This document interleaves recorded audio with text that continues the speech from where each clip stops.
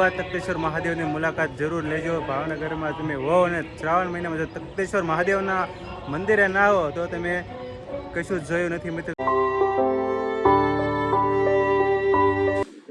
Welcome to my channel Piyush બ્લોગરમાં મિત્રો તમારું સ્વાગત છે. તો આજે અમે જવાના છે તખતેશ્વર મહાદેવ મંદિરે, જે ડોક્ટરથી લગભગ 2-3 કિલોમીટર દૂર છે. તો અમે જઈએ તખતેશ્વર મહાદેવ મંદિર. 2-3 દિવસથી વિડીયો મૂક્યો નથી કારણ કે મિત્રો મારી નોકરી પણ ચાલુ છે. જે 1 તારીખ પછી હું હાવ ફ્રી છું અને વ્લોગ બનાવવામાં ધ્યાન આપીશ. તો તમે પ્લીઝ જોડે રહેજો. પ્લીઝ નવા હોય તો તમે મારી ચેનલમાં લાઈક શેર અને સબસ્ક્રાઈબ કરવાનું ભૂલતા નહીં. તો મિત્રો મળીએ આપણે તખતેશ્વર મહાદેવના મંદિરે. હર હર મહાદેવ.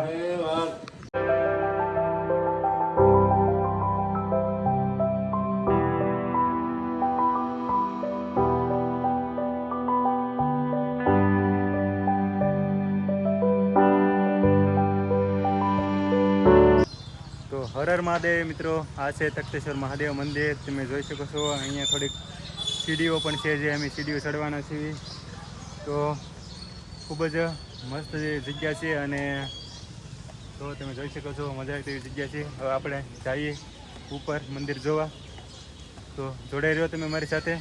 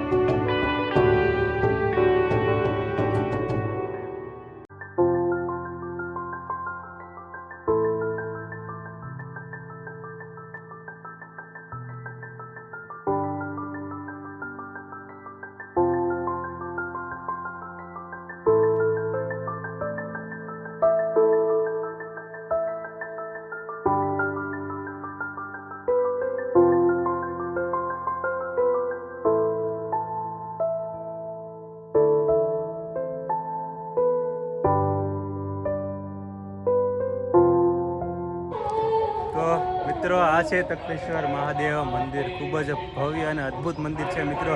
તો એકવાર તખતેશ્વર મહાદેવની મુલાકાત જરૂર લેજો. ભાવનગરમાં તમે હો અને શ્રાવણ મહિનામાં જો તખતેશ્વર મહાદેવના મંદિરે ના આવો તો તમે કશું જ જોયું નથી મિત્રો. તો એકવાર તખતેશ્વર મહાદેવ મંદિરે જરૂરથી આવજો. તમે અહીંયા જોઈ શકો છો બીલીપત્રકો, ખૂબ જ પ્રમાણમાં બીલીપત્રકો તમને જોવા મળે છે અને મંદિર પણ ખૂબ જ ભવ્ય છે. તો એકવાર તખતેશ્વર મહાદેવના મંદિરેથી જરૂરથી આવજો મિત્રો.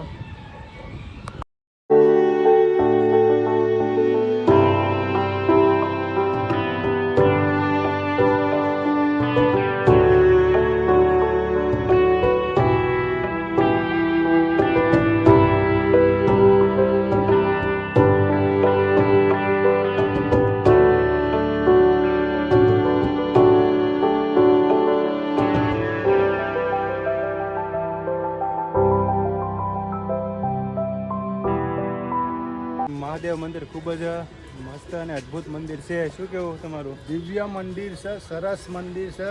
શ્રાવણ મહિનામાં જરૂરથી પધારજો. મહાદેવજી સાક્ષાત મહાદેવ બેઠા છે. તખતેશ્વર મહાદેવ લોકોની મનોકામના પૂરી કરે છે.